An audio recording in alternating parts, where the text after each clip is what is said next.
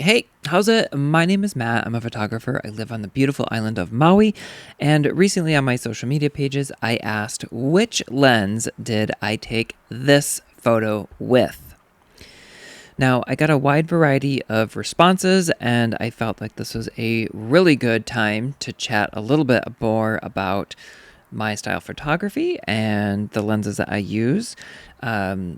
Looking at the survey, I asked, was this photo taken with the 50 millimeter G Master f1.4? Was it taken with the 135 f1.8? Was it taken with the 70 to 200 G Master Mark II? Was it taken with the 300 f2.8? Was it taken with the 400 f2.8? Or was it taken with the 200 to 600 f6.3?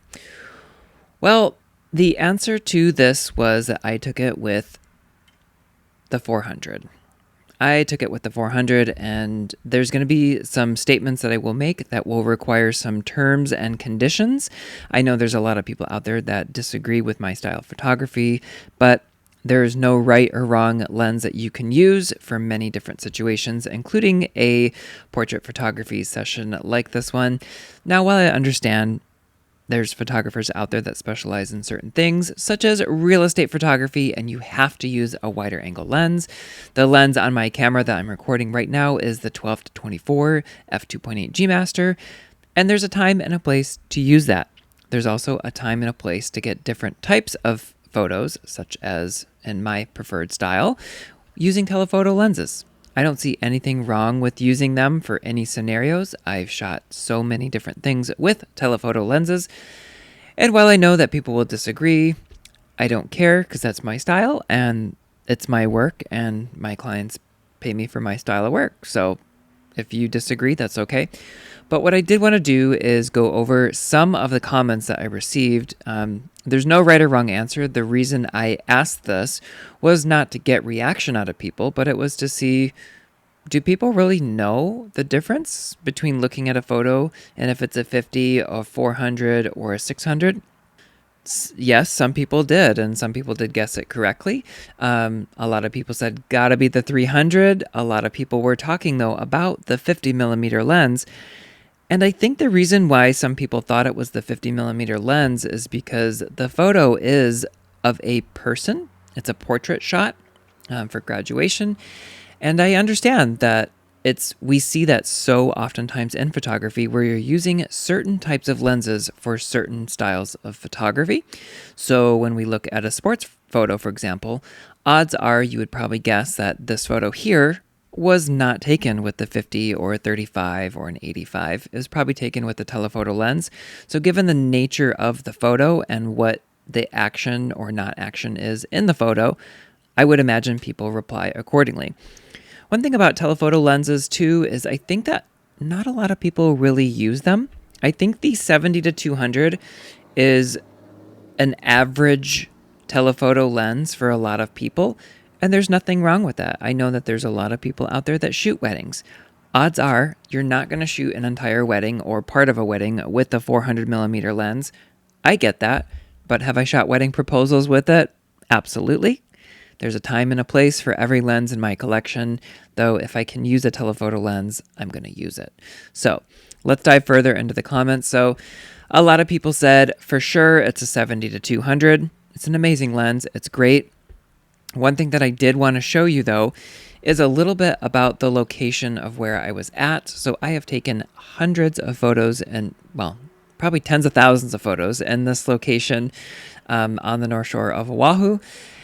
And it is a beautiful spot. As you can see here, that there's trees and there's a lot of there's a lot of figure to background separation that can go on here because there's so many different trees at different lengths here. But the photo that we are in discussion about is this photo here of this young gentleman. And I can actually show you, he was standing like right in here. I know the spot very well. This was like midday that I took the portrait shot here. The ocean is just off to the right-hand side, so there's a lot of reflection from the sun that's coming down and bouncing back, hence why I posed him in this particular manner, looking out angled towards the ocean to get a natural lighting. This photo is lightly edited. I didn't really do a whole ton to it, and nor am I claiming any of these examples are masterpieces or something that is really designed to impress you, but we're really talking about the background and the background blur. So one of my favorite Sony artisans is PMR. If you haven't checked out his channel, make sure to do so. He does outstanding work. He's a Sony artisan, and he's someone that I always look forward to seeing videos from. He's very truthful. He's extremely knowledgeable. He is way more technical than I will ever be, but he really knows his product, so make sure to go check out his channel. But one point that really drove home to me that in his latest video, or one of his latest videos about the Sony 400 to 800 that just came out, was you can still achieve background blur at f8. It really just depends on your focal length, but it also depends on your aperture as well too. So you do not have to shoot f2.8 to get background blur. You can definitely achieve it with longer focal lengths. So the longer your focal length is, the more likely you're going to get background blur. Now, while I'm very fortunate and very blessed and have worked very hard to have access to all of these lenses and to have them as part of my collection, I don't always shoot at 2.8, but I tend to shoot as open as possible in most scenarios. So if you're familiar with my work, you've probably seen a lot of figure background separation, and that's because I'm shooting telephoto and I'm shooting longer apertures on the regular. So, sidetracking here, let's continue on to some of these comments. One of my probably favorite comments is that it has to be B, which is the 135 lens. By the way, this is an absolute banger of a lens, worth every single penny. It has to be that lens because of the compression, and it's not the 50, definitely not a zoom, and the 300 and 400 are too impractical unless I'm completely wrong. Well, again, the point of this video is to not call you out or call anybody out, but shooting a portrait with this lens and carrying it is extremely impractical. It's intimidating as well too. This is a really big lens. I don't even have the lens hood on. The lens hood is huge, so it adds even more. Like, it is huge. It is a massive lens, and it's very heavy. The 300 is also very intimidating to a lot of people here, so just to give you the size comparison here, I gotta back up. They are very different lenses that serve very different purposes in my collection. I think a lot of my style of photography is being a little bit impractical, and I don't mind that. I don't care. So if there's a group of photographers, especially when I do a lot of surf photography, if there's a group of photographers here, I don't want to be there. I want to be somewhere completely different. I understand that that's probably the best spot or could be the best spot, but I'm looking for the one-off photo. I'm looking for something that they're not going to share on their social media. I'm looking for something different, and I will wait patiently. So I never sacrifice creativity just because everyone else is doing the same thing. So that's a big part of my photography as well, too. So talking about a little bit more about telephoto lenses, there are a lot of disadvantages to shooting telephoto lens. Number one is the weight. As I've mentioned, this is an extremely heavy lens. Sorry, I don't know how much it is. I think it's 6 or 7 pounds. I know that the 300 is significantly lighter. In fact, the 300 is less than the new the new 70 to 200 G Master lens. And to my point again, I think a lot of people are just not used to shooting above 200 because they don't have access to the lenses. Maybe they're a wedding photographer, and I understand that spending a couple $1,000s on a lens just to get one different photo and then switching back, that's fine. I've done such a wide variety of shoots with telephoto lenses, and it is a common comment that I get is, oh, your photos look a little different. So with that said, I do want to take a look at some examples of reasons why I would or would not use telephoto lenses. So I'm just going to pull these images up. They're just JPEG files.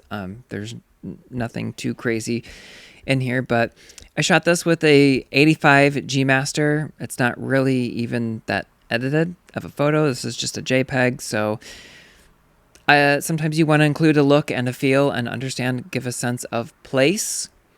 So you can do that shooting super wide, but you can also do that shooting super close and tight. Now, while I would like to include a little bit more of the water in here, I like the water coming off of this kite surfer's board here. It does give me a sense of place that he's in the water because clearly he's wet, but also the beautiful palm trees. Sense of place could be a little bit wider or it could be a little bit tighter. So this was a little bit tighter. I know that I shot this on the 135 G Master. I just think it's cool with the light beams coming off, and obviously this young lady is golfing. So sense of place doesn't have to be wide. It can also be tight shots as well too. So portrait shots, if you had to guess which lens I shot this with, I don't know. I mean, the background is pretty legit. It's pretty super blurred out. It's really dreamy. And this is why I shoot G Master. This is the reason why, is the smooth, dreamy backgrounds. I don't have to edit dreamy backgrounds. I can Photoshop, but I shot this particular photo with the 300 lens. So phone rang. She said, hey, I need this photo immediately today. I need to get it printed for like a work thing or what have you not. I popped over. We did it super fast and it was done.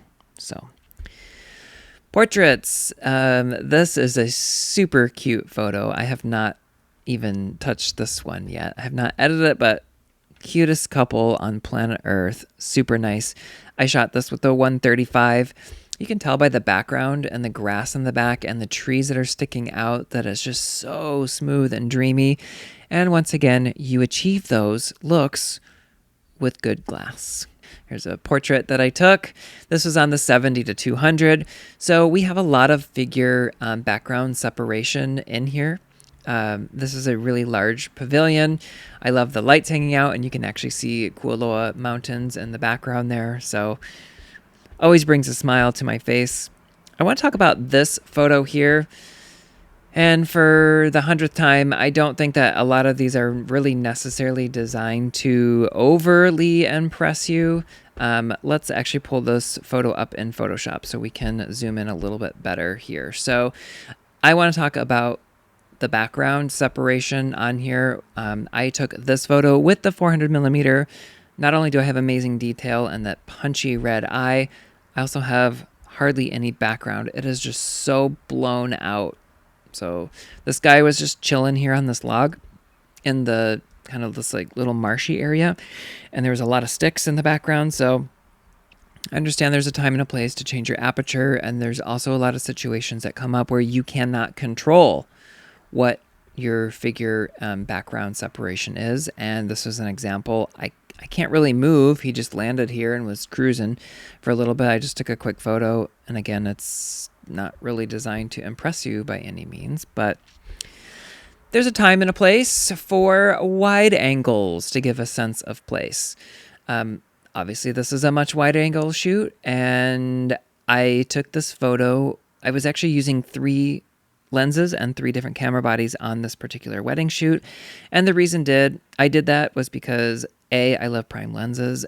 B, I don't really often use a ton of zoom lenses if possible, but most importantly, I knew that I wanted a variety of photos. So here's a couple. They're sitting in this incredible tree with the sun coming in behind it at this waterfall. I cannot wait to edit this photo. I'm super excited to see how it turns out with the beautiful waterfall and the colors of the blues in here. So that will be fun. Sense of place, using telephoto lens or using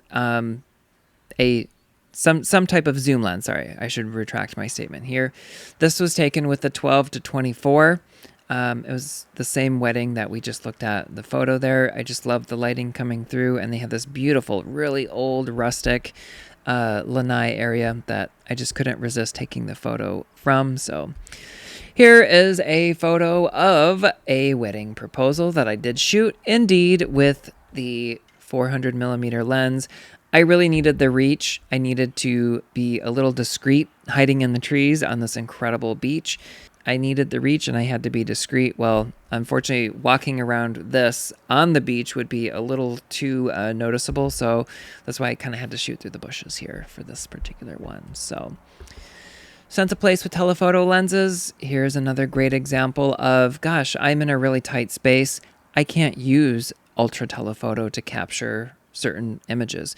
And this is one. This was shot on the 35G Master lens. I couldn't use a telephoto lens here. I wanted to capture, the whole point of this resort hiring me was to shoot this like private luau on your lanai. And I wanted to include the resort because we're at the resort. The resort is hiring me to take these photos. And this is just one of the examples of why I have to shoot wider.